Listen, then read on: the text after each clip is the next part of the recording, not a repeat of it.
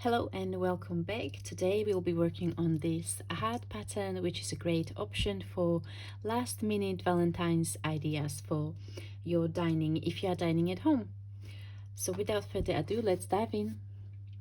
So this is a beginner friendly, very easy pattern that can be whipped up in a few evenings. You will need, for the pattern, you will need a 4mm Tunisian crochet hook, which is G6, and also extension cable, which is about 8 inches long. And you will also need some sport weight yarn. So for this project I'm using a Scheepjes stone washed. The colorway that is used for the original sample is called Tourmaline, and you will need about 2 skeins for pair of the placemats, so each uses up approximately 40 grams of the yarn. So today I'm going to be demonstrating with this color because I actually ran out of the Tourmaline as I was making the placemats. This is a very simple pattern, so we will be working from the bottom tip and then increasing the stitches along the sides on every row. Then we be increasing every other row, and that's where we will be working even and then start shaping in. So in this part we will be working each of these sides separately. So we'll work up to the point where we split the stitches, then we will continue working on the left side. Once we bind off the left side, it will still have the stitches from the right side on the hook, so we will just rejoin the yarn at this point and then continue working in the same pattern as per the left side on the right side and bind off at the top. Okay, so to start with, we will be starting with a slip knot. You will then take your Tunisian crochet hook, pop the loop on the hook and chain 3. So that's 1, 2 and 3, and that will form the bottom of your heart. If you like to have that bit pointy, then you can chain quite tightly so that it shapes nicely, but also you can shape the tip once you are weaving in your end. If you pull on the end a little bit tighter, it will make that bit at the bottom more pointy. So we've got 3 chains that corresponds to 3 stitches. So we will then turn around the work and find your back bumps of your chain stitches. So you will insert the hook from front to back through that back bump, yarn over, pull up a loop, and then the next one. So we've got 3 loops on the hook. These correspond to 3 stitches, and we've just worked the forward pass of the foundation row. We will then work the return pass, which will be yarn over, pull through 1, yarn over, pull through 2, and yarn over, pull through 2. This is also known as the standard return pass, and we will work the standard return pass throughout the project until the point when we start reducing the number of stitches. So we will be working decrease stitches, in which case we will work a standard return pass with a decrease. So now we need to start increasing, and the stitch that we will be using for increases in this pattern is the Tunisian full stitch. Tunisian full stitch is worked into the spaces between 2 stitches. So as you can see, we've got the edge stitch here, then we've got space, then the middle stitch, then space, and then the end stitch. So your increases will always be into the first and last space, and you'll be increasing 2 stitches per row to give the heart symmetrical shape. So Tunisian full stitches are worked by inserting the hook from front to back into the space, yarn over, pull up a loop. So we've increased 1 stitch. The next one will be Tunisian simple stitch, and this is worked under the front vertical bar of the next stitch. So you will insert the hook from right to left under the front vertical bar, yarn over, pull up a loop. Then we've got the next space before the end stitch, so that will be our Tunisian full stitch. So insert into the space and pull up a loop, and then the very last stitch is end stitch, and this is worked under 2 strands of the last stitch. Insert the hook, yarn over, pull up a loop. So as you can see, we've started the foundation row with 3 stitches, and now we've got 5, so we increased 2 stitches. You continue with standard return pass across. Right, so we've done 2 rows. We've got the foundation row and row number 1, and then the next row will be worked very similarly. So we will start with Tunisian full stitch to increase, then 3 Tunisian simple stitches, 1, 2 and 3, another increase, and an end stitch. And as you might guess, we increased 2 stitches, so this row will have 7 stitches, 2, 4, 6, 7, and standard return pass.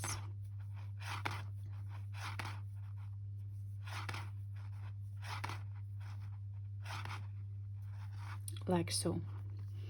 So then for the large chunk of the heart, we will be repeating or following the same established pattern. So you'll be working 2 increases into the spaces just after the first stitch or the edge stitch on your right side and just before the end stitch, and you will be repeating that for rows 4 to 28. So at the end of row 28 on the forward pass you would have a 57 loops.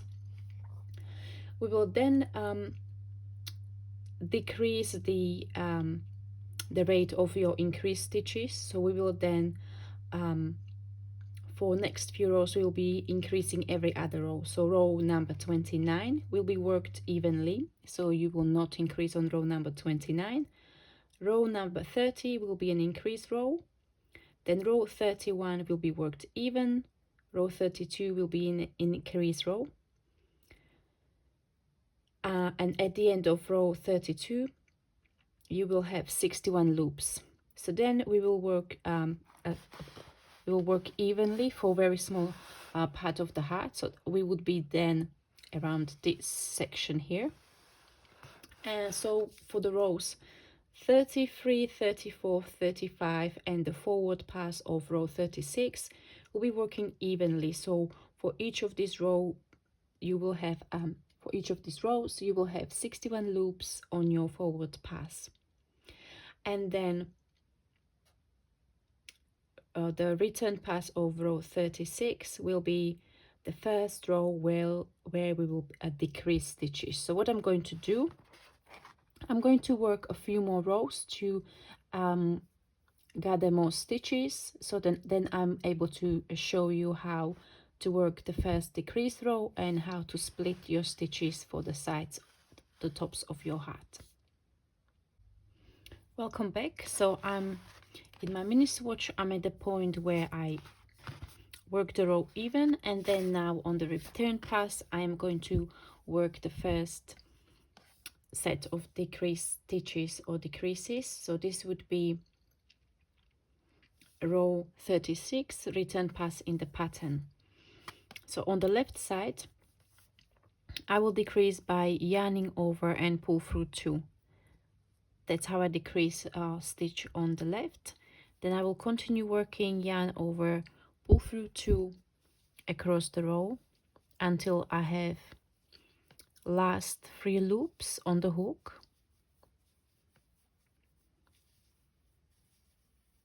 So just keep on going with your return pass until you get to the point that you have 3 loops on the hook, and then you will yarn over, pull through all 3 loops, and this will decrease the last stitch. Now when you continue with the forward pass after this row, you might be unsure where to insert the hook because the last 2 stitches created inverted V. So this will be the stitch, this will be now counted as the last stitch.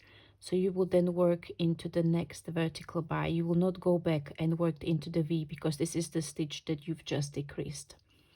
Okay, so now on this row I'm going to show you how to split your stitches in half. So for my little swatch, the total number of stitches on my row is 19. So the intuitive thing to do would be to, I've got one loop on the hook, would be to work 8 stitches and then bind off one and then continue with Tunisian simple stitch. However, this would not split the stitches in half. You will have an even number of stitches because of the way the bind off is worked. So I'm going to demonstrate that for you, so you kind of see where the math comes from. So we will now start working the stitches on the right side to see, for you to see what I mean. So we've got the first loop on the hook, then we are working 2, 3, 4, 5, 6, 7, 8, 9, 10 and 11. Okay, so I've got in total 11 loops on my hook on the right side. One was there from the previous return pass, and then we worked 10 stitches. So now watch what's going to happen when I then bind off this 11th stitch. So this is the stitch that needs to be bound off. So I'm going to pull it through the stitch on the right, the adjacent stitch, and as you can see, that stitch now collapsed, so it is kind of laying horizontally, and that loop that was the first one close to the tip of the hook now shifted to the left side, so it will be part of the count of the stitches on the left side. So we actually lost 2 stitches. That's why we needed to work 2 more, because we were going to lose them. So now we've got 2, 4, 6, 8, 9 on this side. And when I continue working 2, 3, 4, 5, 6, 7, 8 and 9. So now I've got 9 stitches per side with that little gap in the middle where we bound off that one stitch, and that splits the heart into 2 equal number of stitches. So now we are going to leave the stitches on the right side on the hook. We don't need to worry about them, and we are going to work on the left side, right? So if you look at the pattern, so this would be the row 37. So for the left side, we're now going to be decreasing 2 stitches, so one at the beginning of the return pass and one at the end of the return pass. Standard return pass with decrease, so we yarn over, pull through 2, and then we keep on going, yarn over, pull through 2 all the way until we have 3 loops. We've got 3 loops, 1, 2, 3, yarn over, pull through all 3. We decrease 1 stitch here. Okay, now you will continue with the pattern, so you will work on a few more rows of decreasing on every return pass of 2 stitches, and then the last 2 rows we will actually bind off 2 stitches on each side. So I'm going to go ahead and show you how to do that now as well. So I'm going to work the forward pass here. So remember, we had at the beginning, when we were splitting the sides, there was 9 and 9 stitches. Now we decreased 2, so now this will be 7 stitches on the forward pass for this row. Okay, and I'm going to show you how to bind off 2 stitches on each side, and this would be the equivalent of row number 44. So row number 44 is the first row on the return pass where you decrease 2 stitches, and then you repeat that for row 45 as well. So you yarn over and pull through 3. 1, 2, 3. That's decrease of 2 stitches. Continue with yarn over, pull through 2 until you have 4 loops. So that I got there very quickly. So that's 4 loops, and then you just yarn over and pull through all of those loops. Okay, so that's decrease of 2 on each side. So we had 7 minus 4, so we should have 3 stitches left, and that's what we are going to bound off at the end. So this would be the very last row, the bound off row. So you can see this is the first stitch, there's one in the middle, and this is one at the end. Okay, so we are going to insert into the next hook, yarn over, pull up a loop, and pull through the loop on the hook like so, and you would do that for the last stitch as well. Okay, so this would be your left side done. You can then cut the yarn and pull through. I'm not going to do that here. I'm just going to extend the yarn. If you want, you can put stitch marker in it, and then I'm just going to show you how to work the other side. So it's very easy. You will mirror what you've just done on the left side, except for the first bit is ever so slightly different. So you will need to rejoin the yarn on the return pass. So we will make a small loop from the yarn. You can also start with a slip knot, but what I find is that the slip knot has got a little bump, and sometimes you just don't want to have that bump at the back of your work. But if you want to start with a slip knot, that's also fine. It's entirely up to you. I prefer this method. So I'm going to place the loop there, and then this will the standard return pass with a decrease. So I will go and yarn over, pull through 2 here. Then I'm going to continue with yarn over, pull through 2, keep on going until the last 3 loops, yarn over, pull through 3, and that's it. You would just then decrease on the right side exactly in the mirror way how you decreased on the left side, and you will end up with your beautiful heart placemat. Now, if you are going to be using Scheepjes, which this is an acrylic and cotton blend, you will find that the heart holds shape really beautifully. The cotton holds shape wonderfully, and the mix with acrylic just makes it really nice and soft.